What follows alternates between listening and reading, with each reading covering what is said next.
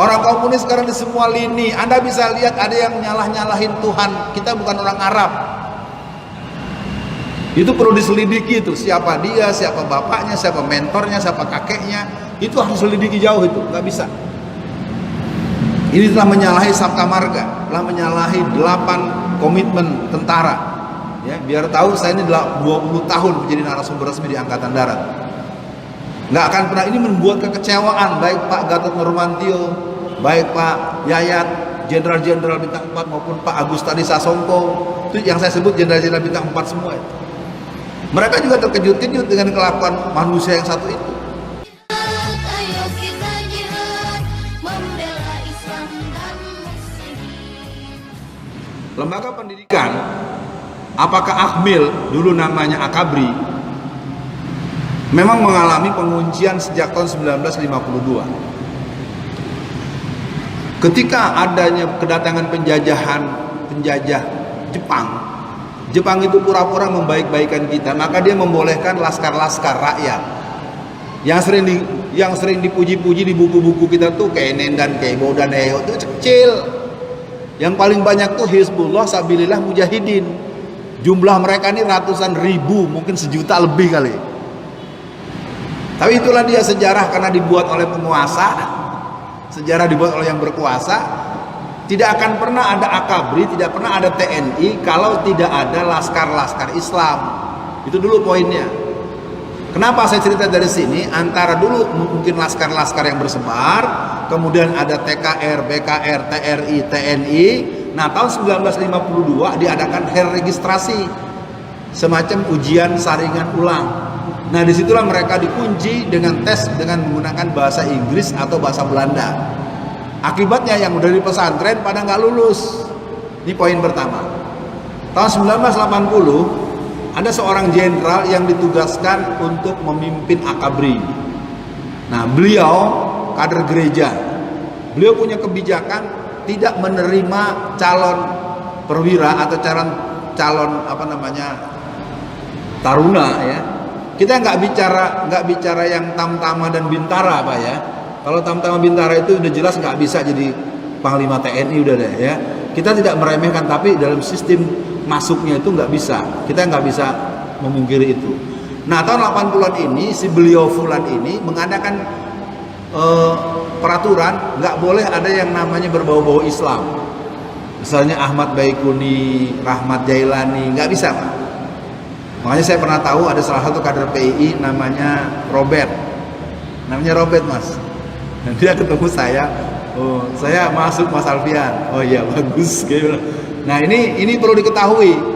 Ditambah di dalam internal Akabri itu dibuatlah perubahan kurikulum, ya. Saya nggak tahu sekarang udah berubah atau tidak. Itu mengambil dari sebuah buku yang tebalnya 800 halaman yang ditulis oleh Ali Murtopo dan kawan-kawannya di CSIS. Yang tulisan itu judul besarnya adalah Akselerasi Pembangunan Nasional. Dalam tulisan bertajuk Akselerasi Pembangunan Nasional di halaman 18 disebutkan bahwa penghambat pembangunan nasional adalah umat Islam. Bener-bener gini, Pak. Bener-bener mereka tuh cuman karena kita nih nggak hobi baca, nggak suka nyimak-nyimak, jadi nggak tahu. Itu barang ada, sampai sekarang masih ada, boleh dilihat. Jadi ini perhatian buat para jamaah semua. Kalau soal tadi Bapak khawatir, saya akan ajak Bapak untuk mengingat nasihat Buya Hamka. Jadilah ikan. Ikan yang Bapak dapat dari laut, ikan yang Bapak dapat dari katakanlah tambak-tambak yang banyak tinjanya, ikan yang Bapak dapat di air payau, semua ikan tersebut kalau sudah ditangkap, dicuci bersih, dimakan, halal atau haram? Halal kan? Oke. Saya hukumnya nggak bisa jelasin, tapi cuma mau nanya langsung dijawab kan? Asin atau gurih? Gurih, nggak ada yang asin.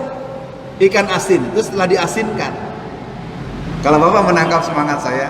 Nah ini persoalannya kan sekarang banyak anak masuk Akabri, banyak anak masuk AMN, banyak anak masuk Akpol, sejak masuk udah berhutang budi.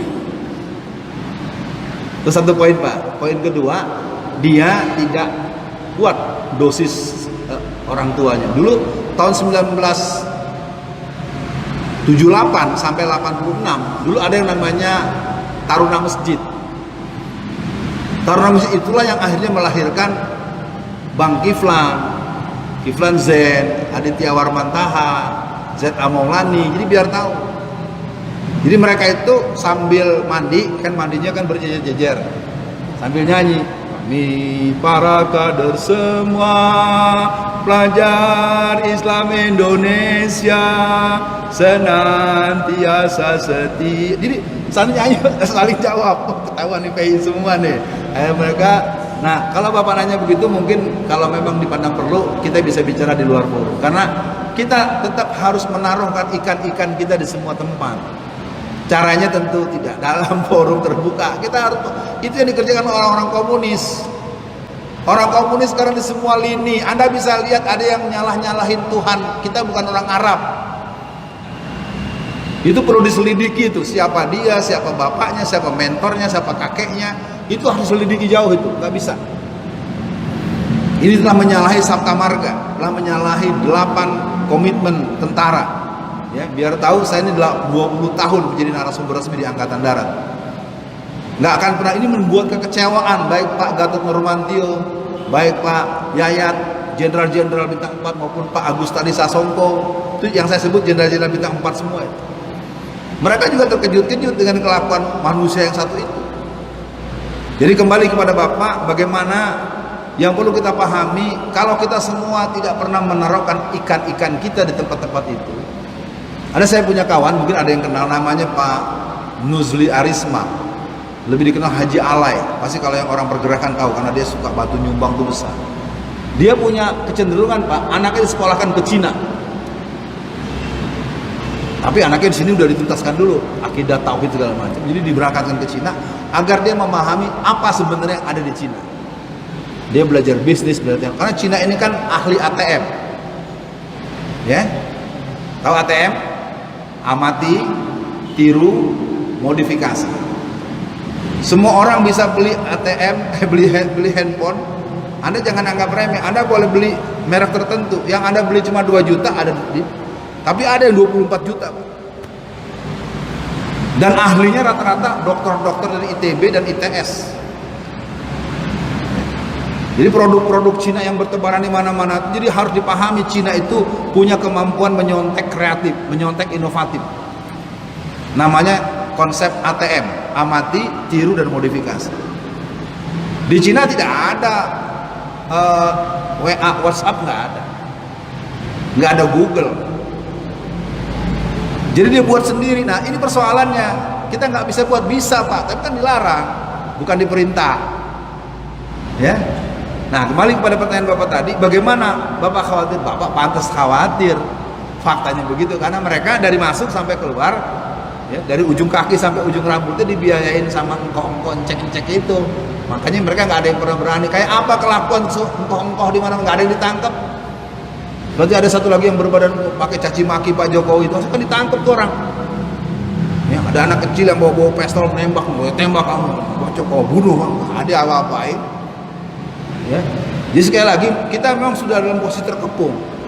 Tapi saya himbau buat semua jamaah, jangan pernah kehilangan kreativitas, jangan pernah kehilangan melihat peluang.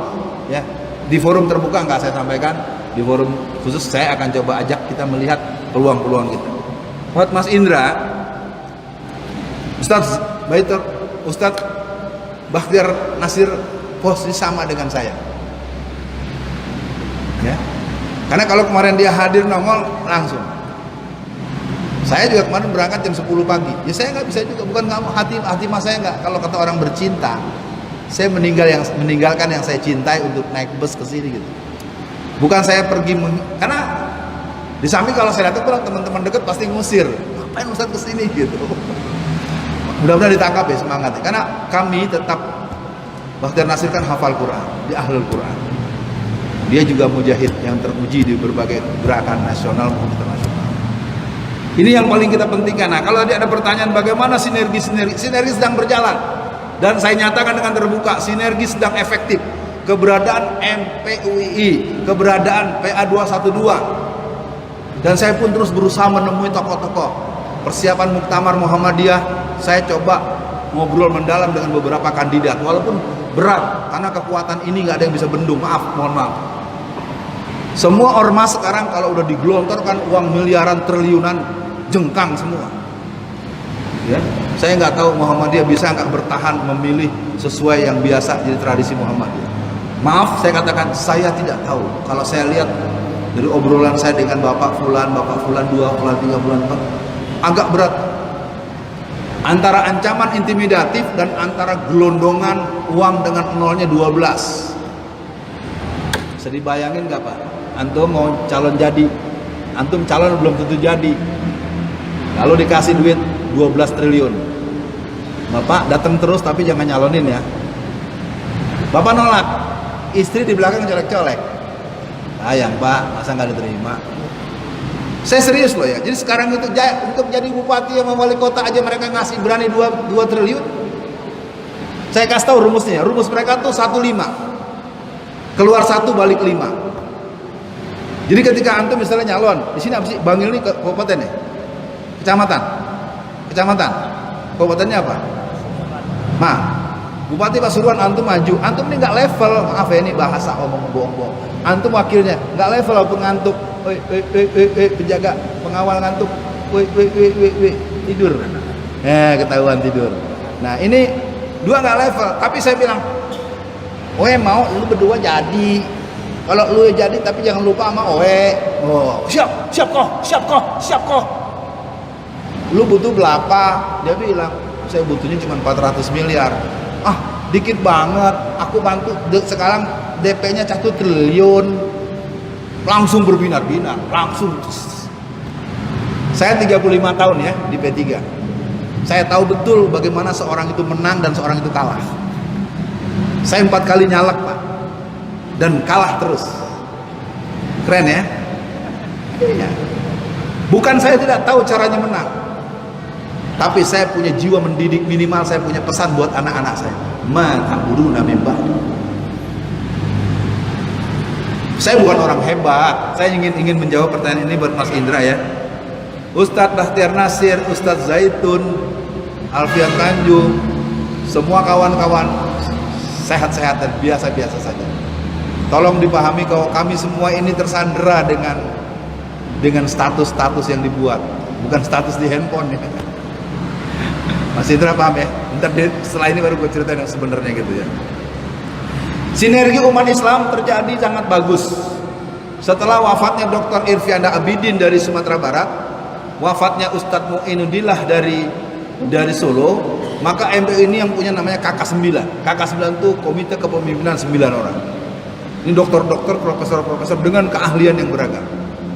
Kemarin kita adakan pertemuan di Jogja tanggal 15 sampai 17, datang dari seluruh Indonesia, ya tapi tidak 100%, baru 19 provinsi. Nah, produknya ini yang mungkin menurut saya perlu sosialisasi. Ya, konsolidasi tetap jalan, dan tentu saya ingin katakan bukan berarti kita mengatakan ini sebuah ideal. Sudah ideal bukan, minimal jalan dan ada. Mungkin di bagian kalau begini kondisinya mungkin sekali waktu kalau saya akan bawa 1 atau 2 set dokumen-dokumen terakhirnya, dan saya kasih panitia atau yang jauh-jauh bagi-bagi fotokopi sendiri, atau nanti kirim nomornya, kita kirim lewat email atau lewat WA. Jadi sinergi jalan terus. Makanya anjuran saya adalah lakukan strategi lokal. Kita tidak bisa memungkiri dibunuhnya Ustadz Alek di Pinang, kota Tangerang, Banten. Dikejar-kejarnya Ustadz Abu Syahid Caniago di Batam. Ditebasnya belikat belakang Ustadz Jamaluddin yang ada di Bekasi. Dibakarnya mimbar Masjid Makassar. Itu yang terdekat. Kalau yang sebelumnya kita dengar Ustadz Ketua MUI Labora Sumatera Utara yang tangannya dipotong dengan kapak, pengurus MUI Sumatera Barat yang ditabrak truk. Jadi kalau boleh saya bilang kondisinya sudah terlalu jauh. Belum lagi persiapan-persiapan di daerah-daerah, di basis-basis PKI, mereka sudah berani membuat lubang-lubang yang diameternya 2 meter dan dalamnya 15 meter. Itu terjadi di kampung-kampung ketika saya berkumpul dengan beberapa jaringan pemuda Islam yang ada dari daerah-daerah tersebut. Bahkan ada yang di daerah yang biasanya tidak dibuat tambak-tambak, itu dimulai membuat tambak yang luasnya sampai 15 meter, dalamnya sekitar 3 meter. Itu untuk menyimpan mayat-mayat tokoh-tokoh Islam. Jadi sekarang adalah babak pembabatan ilalang. Jadi yang dia bunuh itu adalah tokoh-tokoh lokal. Ya, jadi saudara Adi, antum tokoh nasional atau tokoh lokal? Nah, siap-siap, antum duluan. Pak Ridwan, antum nasional atau lokal? Nah, antum duluan. Nah, nasional ditangkap. Iya, yang nasional ditangkap-tangkepin, yang lokal dibunuh-bunuhin. Itu aja saya kasih tahu, saya terbuka aja, memang ini faktanya kok. Semua kita tuh tokoh-tokoh tuh ditangkap-tangkepin terus. Ya, alasannya nggak penting dan itu juga dipersoalkan. Nggak boleh kalau orang datang ke rumah seorang yang ditangkap itu harus ada berita acara. Apa saja yang diambil dari rumah itu harus ada catatannya. Ternyata banyak tokoh-tokoh kita rumahnya diserbu, barang-barangnya diambil tanpa penjelasan. Ini udah gaya-gaya penjajahan, udah gaya-gaya imperialisme. Nah, cara melawannya tentu tidak dengan forum terbuka. Kita harus lawan mereka dengan cara-cara yang ya dengan terpaksa. Walakum fil qisasi hayatun ya ulil albab. Harus kita lawan. Kalau begini keadaan terus-menerus, saya sampaikan secara terbuka, kalau kalian terus-menerus bersikap kejam, bersikap sadis, bersikap tidak adil, zalim dan terus-menerus, bahwa saatnya kami akan menjawab kalian dengan sikap bukan dengan omongan. Apa itu sikapnya? Lihat saja nanti di lapangan. Karena kalau terus-terusan begini, ya, dan saya pikir nggak usah lagi nunggu komando di atas. Kalau antum istri antum diganggu, anak antum diperkosa, masa nanya lagi apa arahan dari ketua? Nggak usah. Udah selesaikan dengan secara adat, ya. Jadi udah jelas, ya. Jadi jangan banyak nanya terus. Karena terus terang Pak Jamaah ya, siapa yang banyak nanya, yang banyak komplain, yang banyak nuntut, biasanya kalau ada perintah beneran malah jadi penakut. Kapan jihad? Kapan jihad? Giliran perintah berjihad, sebentar saya belum kawin, sebentar saya rumah masih kontrak. Ya, ketahuan kebanyakan. Makanya saya minta semua, ayo semua bersabar, semua idat, semua ribat, latihan sesuai yang Allah Rasul ajarkan, perkuat sholat malam kita, interaksi dengan Al-Quran kita. Ya, jadi urusan-urusan yang berhubungan dengan membuat kita, karena ternyata orang-orang yang siap berjihad adalah orang yang sangat takarub kepada Allah Subhanahu wa taala. Di antaranya mentor jihad internasional itu adalah Imam Al-Ghazali. Saya kaget juga ya, ternyata Imam Al-Ghazali ada bab tertentu. Atau kalau di nasional ini kita kenal dengan namanya Abdullah bin Nuh. Itu bukunya judulnya Minhajul Abidin. Jadi orang-orang yang siap mati membela agama tanpa hitung untung rugi, tanpa hitung kalah menang, tanpa nyalahkan kiri kanan, dia adalah orang yang tertib sholatnya 5 waktu, menjaga wudhunya, menjaga akhlaknya kepada kedua orang tuanya, dan terus nilai-nilai kemuliaan menyatu dalam dirinya. Orang tersebut akan siap untuk mengorbankan nyawanya. Pertanyaannya, kita udah belum? Kan gitu.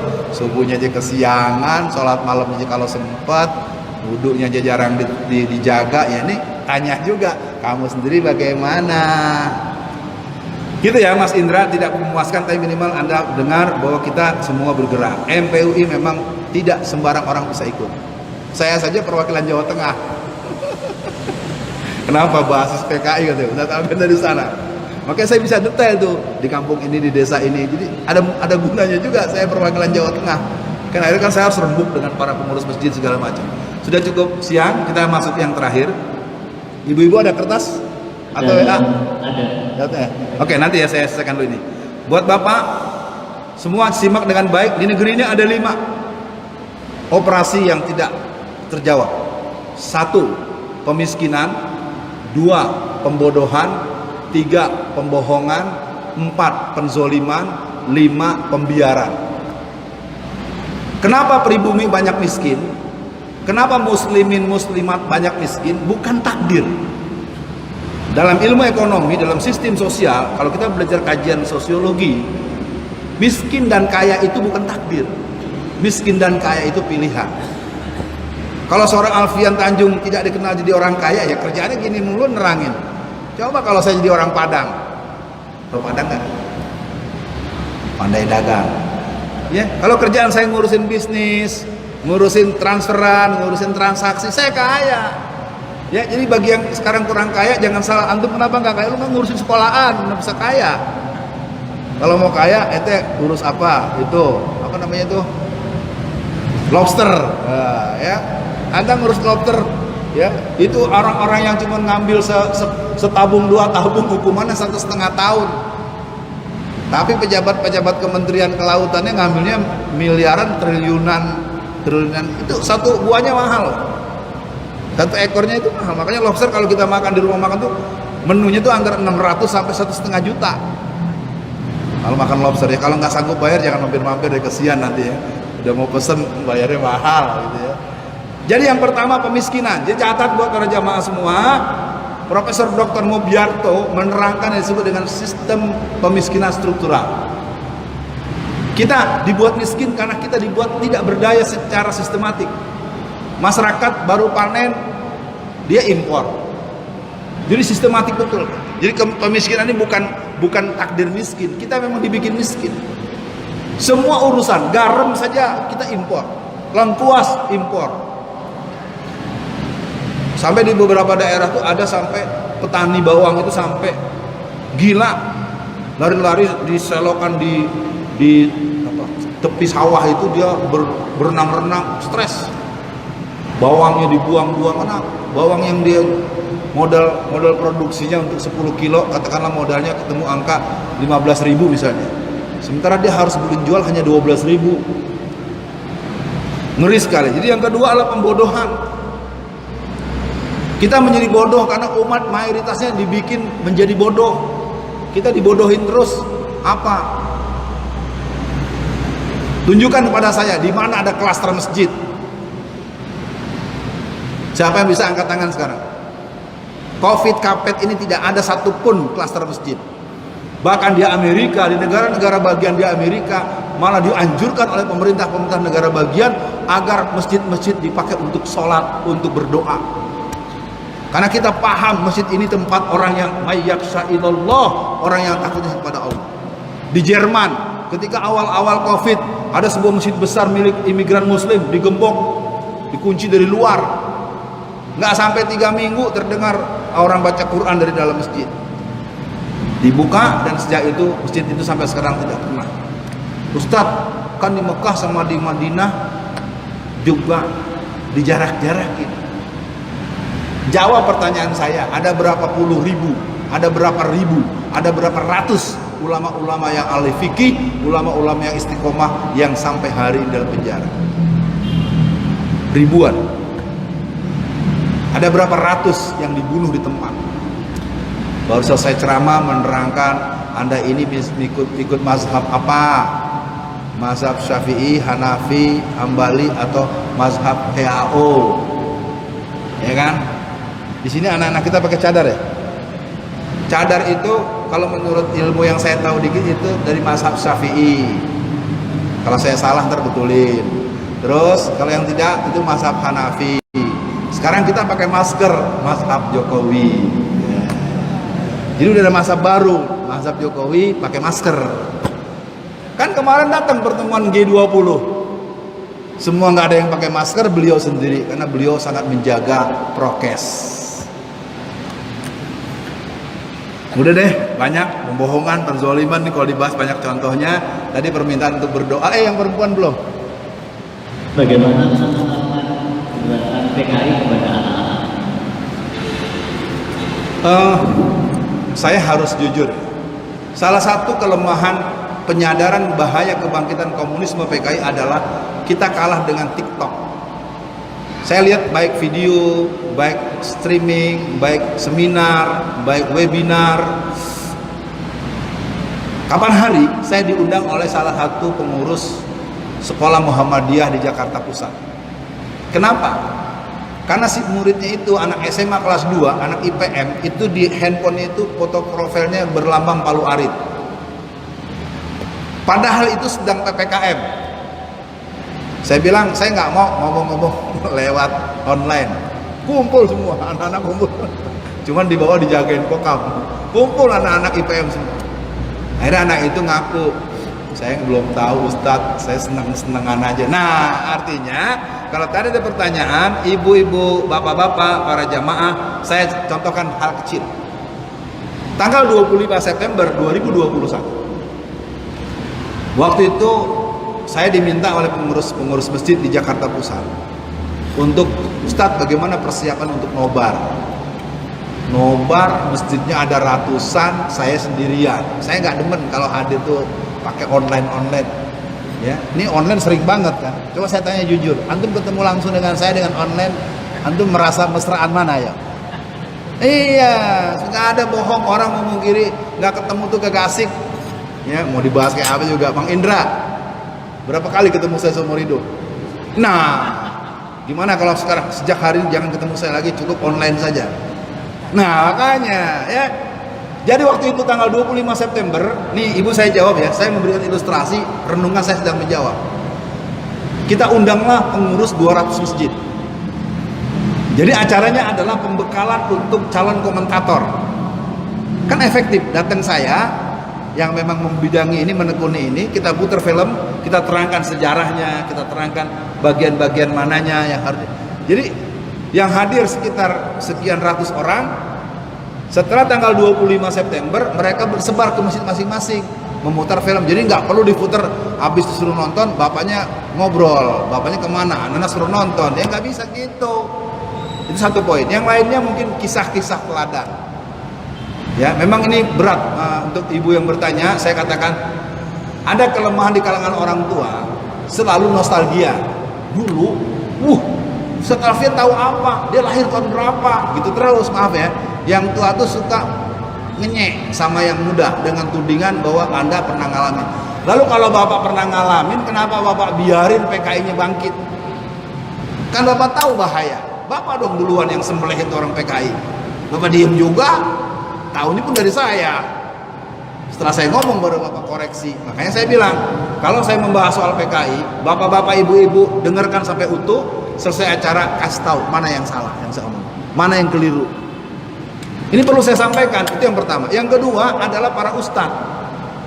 Masa sih ustadz harus nunggu kedatangan Alfian Tanjung atau Ustadz Andri Kurniawan baru Anda ngerti PKI bangkit?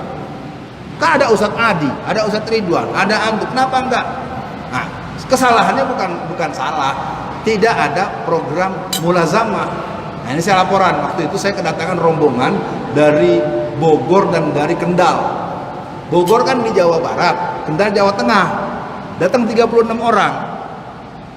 Yang 20-an 5 atau 20-an itu anak-anak magister, S2-nya selesai. Selebihnya doktor-doktor semua. Saya tahu satu di antaranya mungkin seperti Ustadz Adi nih, ya, junior saya tapi lebih pintar dari saya. Namanya Halim. Bang Alfian, kita mau datang nih ke tempat antum di Solo. Oke. Berapa orang? 36 orang. Mau ngapain? Mau sehari bersama Ustadz Alfian Tanjung. Kajian kupas tuntas gerakan PKI di Indonesia. Datang 36 orang. Saya bilang, saya siapkan tempat, saya siapkan makan. Anda harus punya buku, ini ada 3. Banjir darah, bahaya komunisme, dan menangkal PKI. Oke, kami siapkan uang buat 3 buku 1 orang. Berarti 36 kali jumlah. Makan gratis. Bukan hitungan transaksi ya. Ini masa ente udah datang, mau bukunya gratis, makan gratis, ustadznya gratis. Terlaluan amat ya. Maksud saya ini ceritanya menarik. Karena teman-teman yang sudah selesai magister dan doktornya itu membuat saya keringet dingin. Pertanyaannya susah-susah. Tapi saya senang karena dengan begitu kan kalau dalam ilmu tinju sparring partnernya seru gitu. Kenapa saya jawab itu kepada ibu yang bertanya? Sekarang jangan hanya mengeluh. Ayo ibu, bisa datangi ke rumah eyangkungnya atau bapak-bapak. Kemarin hari saya pernah dibawa ke Ngawi. Di Ngawi itu ada semacam refleksi keganasan PKI 48. Datang sekitar 100 sampai kurang lebih 100 orang. Umurnya tua-tua semua. Ada yang umur 86, ada yang 93, yang paling tua 103. Masih bisa bicara Pak, bicaranya masih jelas. Persoalannya bahasa Jawa, saya nggak ngerti. Dan yang anak muda yang dampingin saya menerjemahkan tapi tidak menjiwai. Susah jadinya. Ya udah, yang salah saya tentunya. Jadi saya katakan untuk cerita tadi, ibu-ibu, bapak-bapak dan ibu-ibu, saya akan tutup nanti berdoa memenuhi amanat bapak itu tadi. Yang pertama, masalah kita bukan hanya PKI. Tetapi jangan bilang PKI bukan masalah. Itu penting saya sampaikan. Masalah kita yang lain ada kristenisasi, ada syiahisasi, ada aliran sesat. Apa itu aliran sesat yang menyerbu MUI Solo? Silahkan baca, browsing di internet. Ya, karena kalau kesebut lagi ntar saya yang diserbu. Ya, ini ormas ini berani betul nih nyerbu orang, nyerbu lembaga, nyerbu kampus. Ya. Ya, udah tahu belum? Belum kebaca ya. Ustaz tadi udah paham ya? Ya udah, yang udah paham jadi nggak perlu semua, jangan disebut semua. Kalau main sebut lagi ya nanti masalahnya panjang. Oke? Mari kita berdoa untuk semua jawaban yang saya bisa berikan. Para jemaah bapak-bapak dan ibu-ibu, mohon maaf saya berdoa bukan karena saya lebih alim, bukan saya lebih abid, bukan saya lebih soleh. Saya atas perintah bapak tadi saya memimpin doa ini. Pak, saya jalankan perintah bapak ya. A'udzubillahi minasyaitonirrajim. Bismillahirrahmanirrahim. Asyhadu an la ilaha illallah wa asyhadu anna Muhammadan abduhu wa rasuluh. Allahumma sholli ala Muhammad wa ala ali Muhammad. Allahumma ya Allah ya Rabbul alamin. Engkaulah yang Maha mengetahui segala isi hati. Jadikan hati kami cenderung pada kebenaran yang datangnya dari firman-firman maupun sabda Rasul-Mu.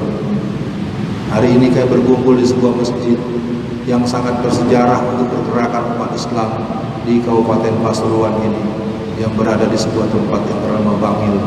Jadikanlah tempat ini tempat kami menyadarkan diri kami agar kami lebih dekat kepada-Mu ya Allah. Mudahkan kami ya Allah untuk mendidik anak-anak kami agar mereka menjadi putra-putri yang soleh dan solehah. Ya Allah, ampunlah dosa kami, ampunlah dosa kedua orang tua kami. Kasihilah mereka sebagaimana mereka telah mengasihi kami saat kami kecil. Allahumma nawwir qulubana binuri bihidayatika binuri samsika abadan abada kama nawatal arda bi rahmatika ya arhamar rahimin.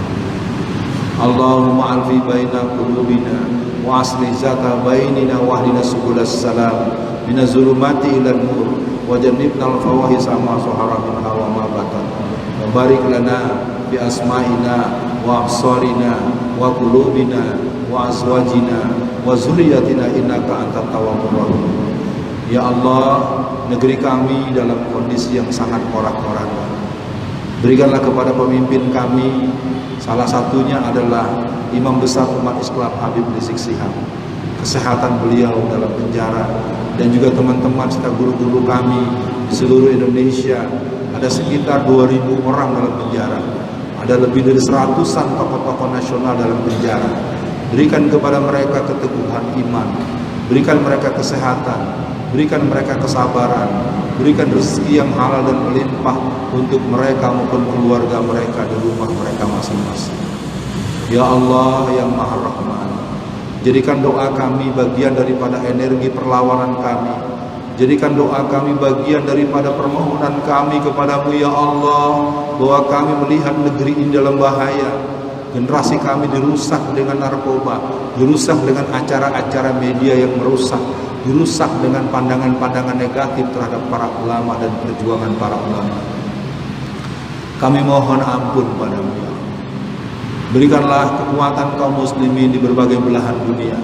Saudara kami yang ada di Kashmir, di India, selama beberapa minggu belakangan ini lebih dari 16 masjid yang dihancurkan oleh orang-orang militan yang dipimpin oleh Narendra Modi.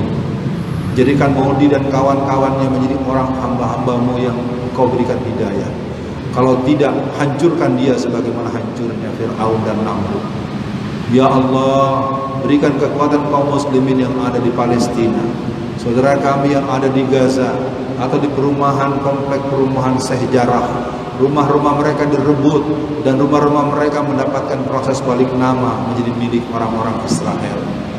Kekuatan Izzuddin Al-Qassam, kekuatan barisan jihad yang ada di Afghanistan, kami bersyukur kepadamu ya Allah.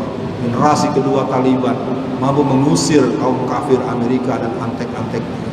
Kerugian mereka 14.000 triliun dan mereka dilawan oleh pasukan-pasukan pemuda yang cerdas, karena mereka tidak pernah belajar ilmu militer dari orang-orang Yahudi, dari orang Amerika dan orang-orang Rusia. Mereka belajar dari kitab-kitab para ulama, kitab-kitab fikih jihad, dan mereka berjihad untuk membela agama. Jadikan barisan Taliban dan barisan Erdogan menjadi inspirasi buat kami di negeri ini. Ya Allah, berikan kesabaran saudara kami di Rohingya, di Myanmar, saudara kami yang ada di selatan Thailand, Patani dan Yala, saudara kami yang ada di Moro, selatan Filipina, juga saudara kami yang berada di Uighur, Xinjiang, Tajikistan Timur. Mereka yang sampai tahun 1940-an masih berjumlah 13 juta orang. Hari ini jumlah mereka tinggal 46% saja ya Allah. Mereka dibunuh, mereka dicuci otak, mereka mendapatkan perlakuan yang sadis dan kejam. Kami memiliki doa, semoga negeri kami bisa kami jaga walaupun kondisinya sangat berat dibandingkan tahun 65 atau 68. Tolonglah kami ya Allah, berikanlah kepada kami energi jihad sebagaimana telah tertanam jihad Muhajirin dan Ansar. Jadikan kami yang sebagai jaringan arek-arek Surabaya, bagian jihad itu juga ada dalam aliran darah kami. Juga aliran darah jihad Sudirman yang telah memimpin pergerakan melawan agresi Belanda yang kedua atas perintah PB Muhammadiyah, seorang guru madrasah sanawiyah yang bernama Sudirman, memimpin perlawanan dengan pola gerilya untuk agresi Belanda yang kedua. Begitu pula Bung Tomo dengan resolusi jihad yang disampaikan oleh para sesepuh-sesepuh Nahdlatul Ulama telah menggerakkan arek-arek Surabaya dan pemuda-pemuda se-Jawa Timur untuk mengganyang Malabi dan teman penggantinya yang sama-sama jenderal yang dibunuh oleh kekuatan laskar jihad arek-arek Surabaya dan Jawa Timur secara umum. Ya Allah yang Maha Rahman, bersama kami pagi ini pun banyak ibu-ibu dan muslimah-muslimah. Jadikanlah ibu muslimah kami jadi emak-emak militan, emak-emak yang berjiwa jihad sebagaimana Nasibah Al-Ansari, sebagaimana Aisyah, sebagaimana Hafsah, sebagaimana Bunda Khadijah binti Khuwailid, sebagaimana para ibu-ibu kami yang pernah ada pada masa-masa perjuangan. Ibu itu bernama Cut Nyahdi, ibu itu bernama Rangkayo Rasuna Said, ibu itu bernama Kartini, ibu itu bernama putri-putri Padang Panjang, Diniyah Padang Panjang, dan sederet nama-nama besar yang ada di tanah Jawa. Jadikanlah ruh jihad di Penogoro, Kimojo, dan sederet nama-nama Sultan Agung dan sederet nama-nama yang pernah ada. Alirkan ruh jihad mereka sebagai motivasi buat kami ya Allah. Tolonglah kami ya Allah untuk mudah mendidik anak-anak kami, mengajak anak-anak kami agar mereka ada pada posisi bergabung dalam barisan jihad, barisan orang-orang yang siap membela kepentingan Islam dan umat Islam dalam situasi dan tempat dan keadaan yang bagaimanapun juga. Rabbana atina fid dunya hasanah wa fil akhirati hasanah wa qina azabannar. Amin ya rabbal alamin. Saya mohon maaf kalau ada kata-kata yang kurang berkenan, ada jawaban yang kurang sempurna. Untuk beberapa bapak-bapak dan ibu tadi, kalau ada kesempatan kita bisa bicara secara santai, secara informal.